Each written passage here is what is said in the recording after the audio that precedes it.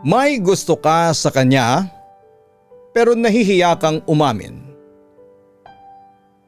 Hindi dahil hindi mo kayang sabihin, kundi dahil alam mong isang salita lang ay pwedeng magpabago ng lahat. Sa ngayon ay safe ka. Nandyan ka, kausap siya. Kasama siya. Parte ka ng araw niya. Walang label pero may koneksyon. Walang aminan pero may nararamdaman. At ayaw mong masira yon. Kaya ginagawa mo na lamang na biro. Dinadaan mo sa asaran, sa joke lang, sa mga banat na may halong totoo. Umaasa ka na baka mararamdaman niya kahit na hindi mo pa sabihin. Pero may mga gabi na hindi na sapat ang baka at mapapaisip ka na lamang. Paano kung hindi niya alam?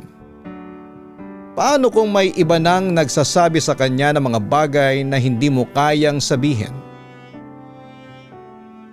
Doon ka natatakot.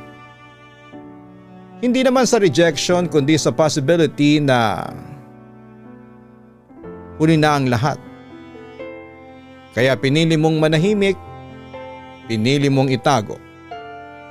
Pinili mong maging kaibigan kahit mas malalim na ang nararamdaman mo.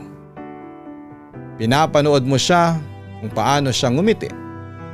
Tumawa, magkwento, at bawat moment ay gusto mong sabihing gusto kita. Pero hindi mo magawa. Kasi paano kung hindi pareho kayo ng nararamdaman? Paano kung mawala siya?